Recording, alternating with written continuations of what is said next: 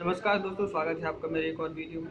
और आज के इस वीडियो में हम बात करेंगे हाई ब्लड प्रेशर के बारे में कि आपको हाई ब्लड प्रेशर में कौन सी दवा लेनी चाहिए, हाई ब्लड प्रेशर होता क्यों है, साथ ही लो ब्लड प्रेशर क्या होता है, हाई ब्लड प्रेशर के लक्षण क्या होते हैं, कौन कौन सी दवा लेनी चाहिए और हाई ब्लड प्रेशर कितना होता है, लो ब्लड प्रेशर कितना होता है, यानी कि उसका जो पैमाना होता है ना, जो संख्या बोलते हैं अपन 120 है, 160 है या 180 है, तो किस किस कंडीशन में आपको ध्यान रखना है। यानी 120 पर कितना हो क्या कहलाता है, 160 को कितना बोलते हैं, 180 को कितना बोलते हैं। कब आप बोल सकते हैं कि आपको लो ब्लड प्रेशर है, कब आप बोल सकते हैं कि आपको हाई ब्लड प्रेशर है, या 120-30 ही हाई ब्लड प्रेशर होता है, 150 हाई ब्लड प्रेशर होता है, या कई बार 200 प्लस जो जाता है उसको हम हाई ब्लड प्रेशर बोलते हैं। जानेंगे इस वीडियो में यही सभी बात है। सबसे पहले हम यह जानते हैं कि हाई ब्लड प्रेशर होने के क्या कारण है।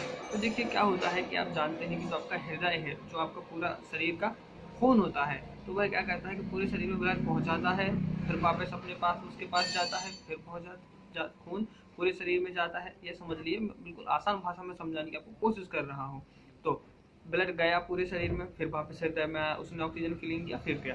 तो जो जिन नसों से जाता है, यानी जिन धमनियों से जाता है, रक्त वाहिकाओं से जाता है, अगर नॉर्मल हिंदी में रक्त वाहिकाएं या धमनियां समझ लीजिए आप, जिन नसों से ब्लड जाता है वो या तो सिकुड़ जाती है, उसमें से कोई भी एक नस सिकुड़ गई या ब्लॉक हो गई। जैसे कि ये पेन समझिए, पेन क्या है, आपकी एक नस है। अब यहाँ समझ लीजिए कि जहाँ मैंने पकड़ा हुआ है, यहाँ ये दब गई है, तो क्या होगा, ब्लड कम निकलेगा या हृदय पर दबाव बनेगा, अत्यधिक तेजी से नहीं निकल पाएगा। उसके लिए हृदय को जैसी दबाव लगाना पड़ेगा, उस पर प्रेशर पड़ेगा। इसी कंडीशन में क्या होता है, हाई ब्लड प्रेशर होता है।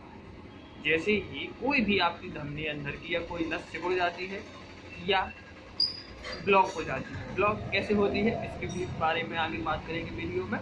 तो जैसे कोई सिकुड़ जाती है या ब्लॉक हो जाती है, उस कंडीशन को हम हाई ब्लड प्रेशर कहते हैं। बिकॉज जब हृदय के ऊपर और ज़्यादा दबाव लगता है ब्लड को आगे धकेलने के लिए, पूरी बॉडी में पहुंचाने के लिए, यही होती है हाई ब्लड प्रेशर। 120 और 180, यानी कि ऊपर का 120 होना चाहिए और नीचे का 80 होना चाहिए। इसको नॉर्मल ब्लड प्रेशर कहा जाता है। यह 5 अंक नीचे या 5 अंक ऊपर हो सकता है, यानी कि 115 तक चल जाएगा या 110 तक आपका हो तो कोई दिक्कत नहीं है, या 130 तक आप समझ लीजिए है, या 125 है, तो आप समझ सकते हैं कि यह आपका ब्लड प्रेशर है जो नॉर्मल है। लेकिन यही अगर 140 और 90 हो जाए या 140-100 हो जाए, तो जहाँ नीचे का 80 होना चाहिए था वो कितना बढ़ गया, 20 बढ़ गया। जो ऊपर का 120 होना चाहिए था वो कितना बढ़ गया, 20 यानी 140 हो गया। इसको बोला जाता है हाई ब्लड प्रेशर। यहाँ से आपकी टैबलेट स्टार्ट हो जाती है, यानी कि इस अगर आपका मेजरमेंट इतना आ रहा है, ब्लड प्रेशर आपका इतना है 140-190, तो आप हाई ब्लड प्रेशर के शिकार हैं या हाई ब्लड प्रेशर के पेशेंट हैं।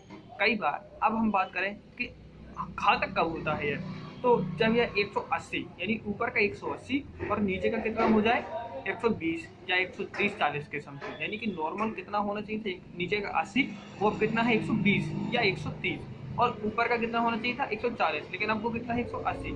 इस कंडीशन में यह ब्लड प्रेशर आपकी जान ले सकता है या अत्यधिक हानिकारक हो सकता है, या बोल सकते हैं हम हाई स्टेज। मैंने हाई ब्लड प्रेशर की नॉर्मल स्टेज आपको बताई थी कितनी, एक नॉर्मल होती है 120, ऊपर नीचे का 80।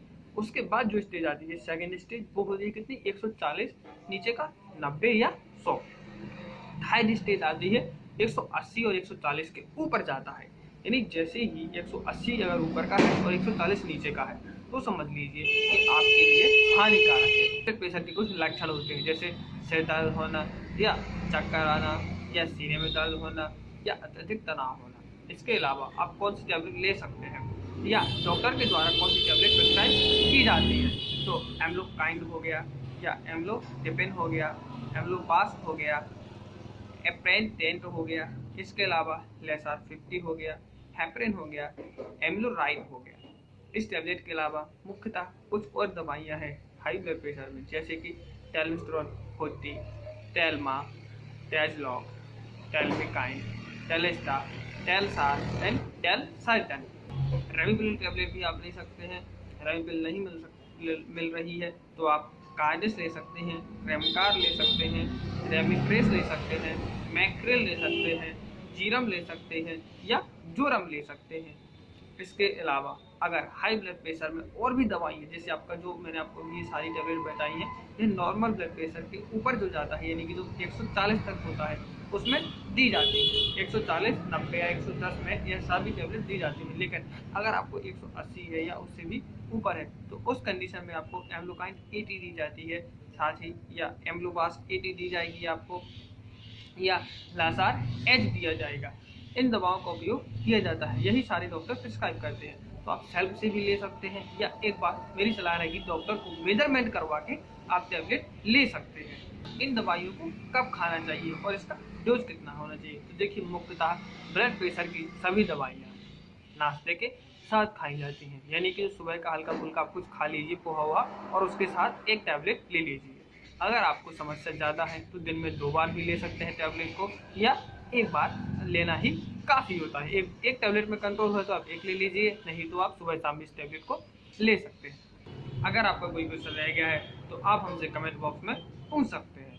वीडियो पसंद आए तो वीडियो को लाइक कीजिए, अपने दोस्तों के साथ शेयर जरूर कीजिए, एंड हमारे चैनल को सब्सक्राइब जरूर कीजिए। साथ में बेल आइकन प्रेस कीजिए ताकि नेक्स्ट वीडियो की जानकारी सबसे पहले आपको मिल सके। धन्यवाद।